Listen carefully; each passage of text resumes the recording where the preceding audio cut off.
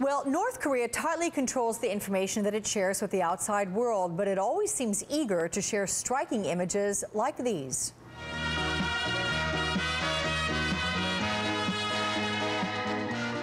This footage from North Korea's mass games is included in the film The Juche Idea. This movie takes a close look at North Korea's propaganda machine. And I'm joined now live by the film's writer and director, Jim Finn. Jim, good morning. Welcome. Morning. Thanks for having me, Alex. What's the point of your film? What's the message you want to get across? Well, the point of my film, what I decided to do was make my own version of a North Korean propaganda film. I was fascinated by their entire studio system that's connected to the father's cult of personality, to Kim Jong-il, and to the North Korean system, and to the remnants of Marxism-Leninism. And so it's sort of the last of its kind as far as kind of old-time communist propaganda model film industry, and I wanted to make a film similar to it. On the heels of that, Jim, what do you make of the latest attacks there by North Korea? Is Kim Jong-il trying to attain some sort of a military goal here, or do you think it's a propaganda goal, given the content of your film, or both? Well, I think it's interesting that I just heard your correspondent mention the Sea of Fire. That to us, something like the Sea of Fire sounds hyperbolic and ridiculous, but that's a North Korean opera, and it's a reference that everyone in the country understands. And it's about this sort of Japanese Sea of Fire, Sea of Blood, and it's about this sort of Japanese attack over the years. So they're before World War II, sorry. And so they're referencing this constant Korean War, World War II, and this idea that North Korea is this tiny, state that's just trying to live its life, basically, and everyone is attacking them. So that's one of the things that's going on there. So what makes Kim Jong-il tick? Because you've studied him.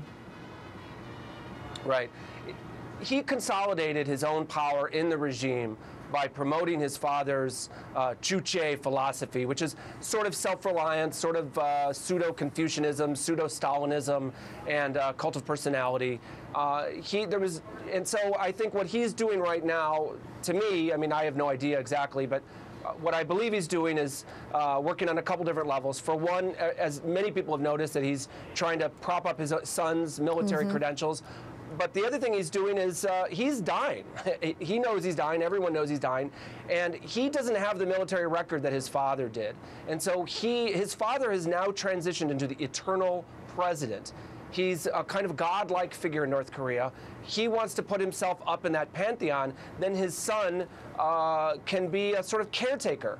And that way his son doesn't have to sort of be a strong man of his own. Everyone knows his son is very young, but his son can be a caretaker for these two great military, theoretical, and cultural geniuses, Kim Jong-il and Kim Il-sung. Jim, if your theory is correct in this description, do North Koreans go along with this? I mean, what do they think of Kim Jong-il? I have no idea. I mean, really, we have no idea what normal North Koreans think. But I'll tell you one thing. The North Koreans that you see in the films are generally in Pyongyang, and those people have been vetted. Their grandparents benefited from the regime. The people, the sort of landlords or the people that were on the wrong side of history when the communists took over, ended up out in the hinterland, essentially, if they lived.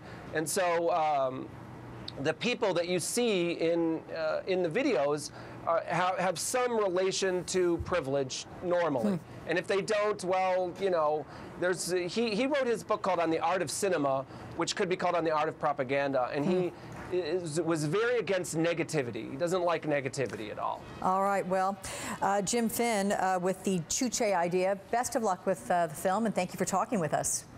Thank you. I'd like to say hello to my son, Franz, who's 5 weeks old. Thanks. Oh, definitely say hi. I'm saying hi to Franz, too. All right, see you. Thanks. Okay. We're going to tell you why the relatives of Bernie Madoff may be heading to court.